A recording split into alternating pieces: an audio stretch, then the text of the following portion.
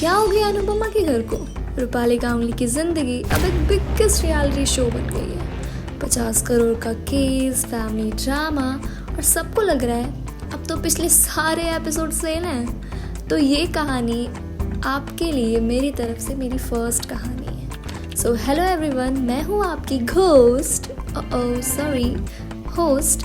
Lipstick and लाइस। मैं आपका स्वागत करती हूँ। तो जैसे कि सबको पता है, हमारी मम्मियों की favourite, the ultimate feminist, the OG drama queen Anupama real life में तो बेचारी लगती हैं, जिससे काव्या ने उसके पति को छीन लिया, जो अनाथ बच्चों और अपने बच्चों में फ़र्क नहीं करती, सबको साथ लेके चलती हैं। बट रियल लाइफ में तो कहानी उल्टी हो गई भैया। हमारी प्यारी सूरी चाची अनुपमा फेम रूपाली गांगुली तो रियल लाइफ काव्या निकली। ऐसा लग रहा है अनुपमा इनकी खुद की स्टोरी है, बस कैरेक्टर हेर फेर कर दिए। रूपाली गांगुली का नाम आजकल हेडलाइंस में है, लेकिन ये ना तो उनकी एक्टिंग के लिए है और ना ही अनुपमा शो की टीआरपीज के लिए। It's for her personal life and ongoing feed with her step daughter. ये स्टोरी शुरू होती है ईशा के बचपन से।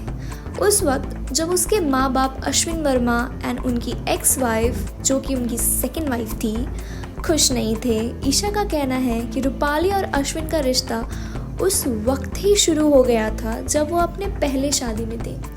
ईशा का क्लेम है कि उन्होंने देखा कैसे उनके फादर और रूपाली का अफेयर उनके फैमिली डायनामिक्स को तोड़ रहा था।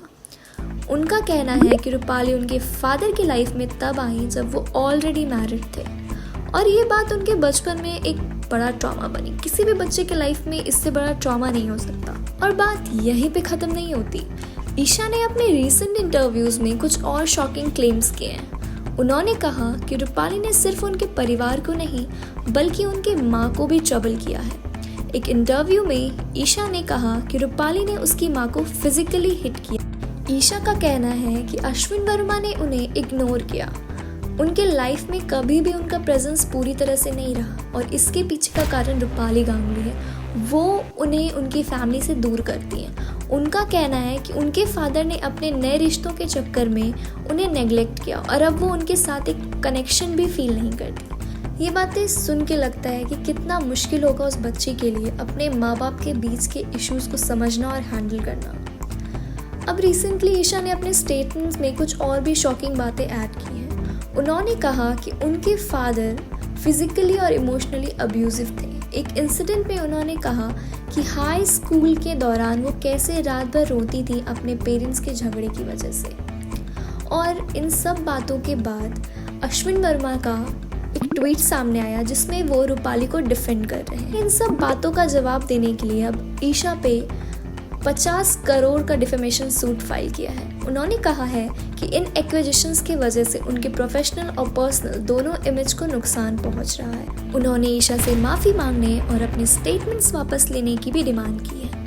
रूपाली का बैड बिहेवियर सिर्फ उनकी स्टेप डॉटर के साथ ही नहीं बल्कि उनके को स्टार्स के साथ भी है। अभी रिसेंटली वनराज शाह अका सुधांशु पांडे ने अनुपमा शो को छोड़ा, बट जब सुधांशु पांडे से इस बात के ऊपर क्लैरिफिकेशन मांगी गई तो सुधांशु पांडे ने ना कुछ कहते हुए कहा कि नहीं, उन्होंने अपने प्रोफेशनल कमिटमेंट्स की वजह से शो को छोड़ा। आफ्टर सुधांशु पांडे जब same questions Kavya fame Madalsa Sharma से किया गया अबाउट रूपाली गांगुली, तो उन्होंने कहा कि yes, Rupali is two faced और वो लोगों के पीठ पीछे बातें करती है। और इन सब के बाद सोशल मीडिया पे मीम्स की बरसात हो गई है। 50 करोड़ का केस, ये घर का ड्रामा किस लेवल का है। फैंस तो इतने क्रिएटिव हो गए हैं कि एक एपिसोड के बाद नई पंच लाइन्स डालते हैं। हम तो यही कहेंगे कि परिवार के मामले टीवी और कोर्टरूम में लाना मतलब घर के चिराग बुझाने का तमाशा करना है।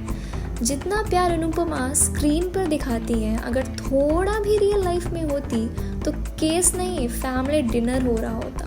ये कंट्रोवर्सी हमें ये सिखाती है कि फैमिली फ्यूड्स और रिलेशनशिप का इम्पैक्ट सिर्फ अंदर तक ही नहीं बल्कि बाहर भी बहुत कुछ बिगाड़ सकता है।